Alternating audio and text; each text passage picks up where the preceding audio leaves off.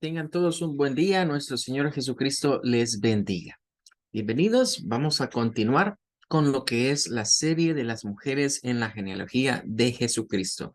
Ya lo decíamos anteriormente, ¿verdad? Mateo en su evangelio es el primero que dijo mujeres al poder, ¿verdad? Y incluyó a estas mujeres dentro de una genealogía y no cualquiera, sino la genealogía de nuestro Señor Jesucristo.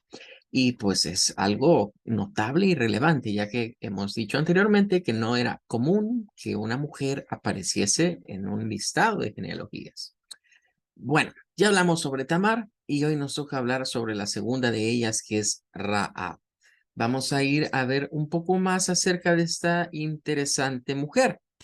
En el caso de Raab, ¿verdad? Lo primero que vamos a destacar es que pues tampoco pertenecía o era descendiente directa, digamos, de la casa de Abraham o de Israel, digámoslo más propiamente.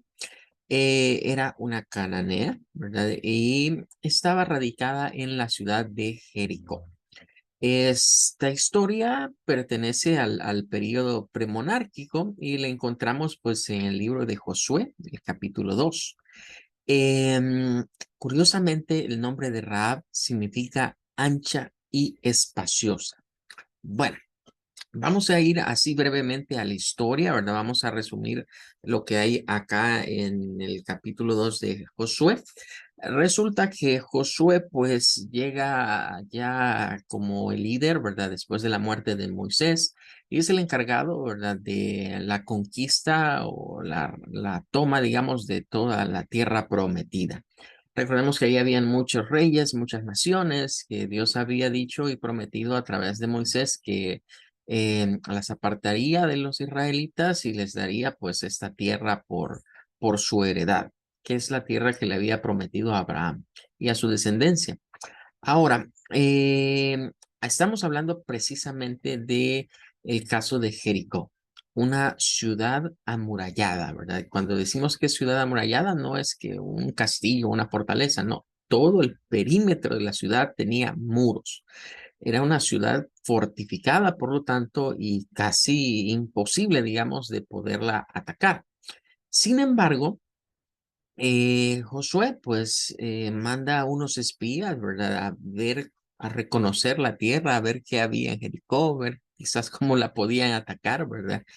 Sin quizás saber qué es lo que Dios tenía preparado para ella, ¿verdad? Ellos realmente no conocían cuál era el método que Dios iba a utilizar para darles la ciudad de Jericó en posesión.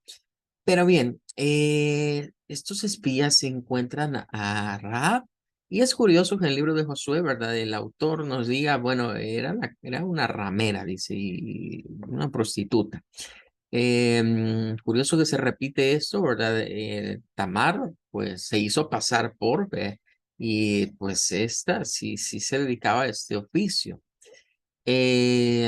Luego, ¿verdad? Dice de que ya los escondió, ¿verdad? Por eso les decía, miren, estos relatos son como de telenovela, ¿verdad? Imagínense, llegan un par de hombres desconocidos, ¿verdad? Pero una mujer los esconde en su casa pobre, ¿verdad? Posiblemente, muy conocida del pueblo, seguramente. Para que hasta el mismo rey le haya mandado a decir, ¿verdad?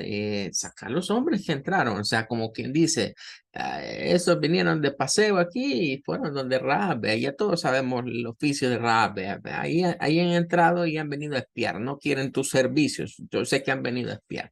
Y él le dijo pues que se no supo de dónde eran y se fueron, les dijo, o sea, les mintió, pero ahí los tenía escondidos, los había subido al tejado, ¿verdad? Mientras, imagino, la guardia real del rey de Jericó estaba queriendo investigar, ¿verdad? Porque se habían dado cuenta que eran israelitas y ya les tenían miedo, ¿verdad? Pensaron que estaban ideando algo ya para llegarlos a atacar. Bueno, resulta que los esconde, no solo los esconde, sino que los persuade a los soldados seguramente del rey de Jericó y les dicen, oye, ya se fueron, vayan siguiendo que por allá se fueron. Sí vinieron, pero ya se fueron. Si persíguenlos, que tal vez todavía los alcanzan, vea. Y pues ellos muy mandados se fueron, vea, le creyeron a su palabra. Bueno, entonces ya cuando se queda sola con ellos, les dice de que ella tiene o está consciente, mejor dicho, que Dios les daría esta tierra a Israel. Ella está consciente que Jehová había hecho milagros, que había hecho grandes proezas contra los egipcios, habían escuchado lo que había sucedido en el Mar Rojo, también qué es lo que le había sucedido a un par de reyes de los amorreos del otro lado del Jordán, que precisamente eran Sehón y Og, y pues les dijo, les ruego que me juréis por Jehová. Es decir, esta mujer desde ese momento estaba comenzando a creer en el Dios de los israelitas. Ella tenía ya su fe puesta en que esa ciudad iba a ser para Israel. Y no solo eso, sino que tuvo contacto con estos hombres. Pareciera que la misión de estos dos hubiese cambiado de rumbo debido a lo que son los planes divinos, porque Josué los mandó como espías, algo que ya había hecho Moisés anteriormente y que la Biblia nos deja ver como que fue algo un poco necio, puesto que mandó a algunos que dijeron de que eran grandes y hizo mermar, digamos, la fe del pueblo de Israel entre aquellos 10 primeros que fueron a espiar, pero habían dos entre ellos, pues estaba, claro, Josué, que decía que pues Dios está con nosotros, qué importa que sean gigantes, si Dios está con nosotros y Él ha dicho que nos los va a entregar, pues así va a ser. Pues esta mujer creyó en eso y no solo se salvó a ella misma, sino que salvó a toda su familia porque hizo un trato con ellos, ¿verdad? Ellos juraron por Jehová y le dijeron pues que le dejarían un cordón que ella tenía que atar en la ventana, ¿verdad? De su casa, ¿verdad? Y así identificarían que esa era la casa que no debía de atacar a ningún israelita y que todos los que estuviesen adentro no morirían cuando fuese el ataque o la toma de la ciudad de Jericó. Eso es lo que nos deja ver, digamos, el capítulo 2 de Josué. Pero si vamos más adelante, ¿verdad? Nos encontramos ya en el capítulo 6 ya la toma de Jericó, ¿verdad? Ahí está cómo esta ciudad fue tomada gracias a la ayuda del ángel de Jehová, ¿verdad? En el capítulo anterior podemos ver la aparición del mismo y que todo este sistema, digamos, de que diesen vueltas sobre la ciudad, haciendo sonar cuernos y el séptimo día y darían, digamos, un gran grito y que los muros se vendrían abajo, pues es parte de los milagros, ¿verdad? Que se dieron ahí. La toma, pues ya fue prácticamente fácil, porque recordemos que en las murallas solían estar, digamos, el ejército. Claro, el ejército al momento de escuchar a los israelitas se fueron afuera, estaban pendientes porque ellos decían, bueno, estos nos van a atacar, en algún momento nos van a atacar y caen las murallas y sobre quiénes cayeron, sobre toda la milicia. Entonces, cuando entró Josué y el resto de Israel, no encontraron mucha oposición porque ya el ejército había caído prácticamente. Pero yendo más a la historia de Rahab, encontramos ya en el 6:22 que Josué le dijo a los dos hombres, ¿verdad? Que habían llegado anteriormente, vayan a la casa. Y aquí dice nuevamente, de la mujer ramera.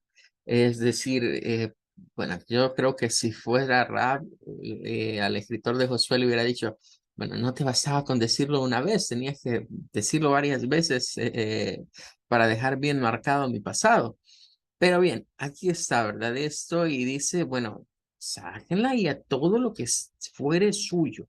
Y dice que salvó a su padre, a su madre, hermanos, todo lo que era suyo, o sea, no solo era la vida de ellos, sino también sus posesiones. Sacaron su parentela, dice, y los pusieron afuera del campamento de Israel. O sea, desde ese momento comenzaron a vivir con ellos. Y más adelante, el 25 nuevamente dice, más Josué salvó la vida de Rahab la ramera, otra vez, ¿verdad? Entonces, yo por eso pienso que Rahab le ha de haber puesto queja en algún momento quizás al escritor de Josué. Tenían que decirlo 3 veces, pero bien, no importa, porque ella consiguió redención. Regresando acá al cuadro resumen, entonces encontramos a Rahab, que significa ancha y espaciosa. Y hoy que conocemos la historia de ella, nos damos cuenta que esto de ancha y espaciosa iba muy bien con su nombre, porque imagínense el hecho de aceptar primero a estos hombres, darles un pequeño refugio, no entregarlos, ¿verdad? No entregarlos a las autoridades de aquel tiempo, del lugar donde ella estaba viviendo, pues muestra ese corazón, ese gran corazón ancho y espacioso, em, y detrás de eso salvar a toda su parentela. O sea, no solo salvarse a ella, sino que logró tener alcance para que se salvasen todo lo que tenía ella en Jericó. Pero bien, si lo vemos desde este punto de vista, podríamos decir, bueno, ¿qué es lo malo de la vida de Rahab? Bueno, que en primer lugar, lo que ya nos dejó claro Josué, que lo mencionó hasta 3 veces en su relato, ¿verdad? Pero aparte de eso, podríamos ver el otro lado de la moneda. Y es que si consideramos que estaba viviendo en Jericó y ellos les habían permitido hacerse ahí de una vida, aunque mala vida, pero ahí estaban, en cierta manera traicionó, digamos, al pueblo con el que estaba viviendo, aunque pues fue para bien de ella, pero para mal quizás de los demás, aunque era algo que ya estaba casi predicho, predestinado, profetizado que sucedería. ¿Qué es lo bueno que encontramos en esta mujer? Bueno, en primer lugar fue prosélito. Recordemos que el término de prosélito viene de toda aquella persona que abandona una religión, una nación, una causa y se cambia por otra. Y en este caso, pues ella, yo diría, la verdad es que no tuvo gran cosa que abandonar, ¿verdad? Porque si se dedicaba a esto, no era una mujer posiblemente de las más ricas, ¿verdad?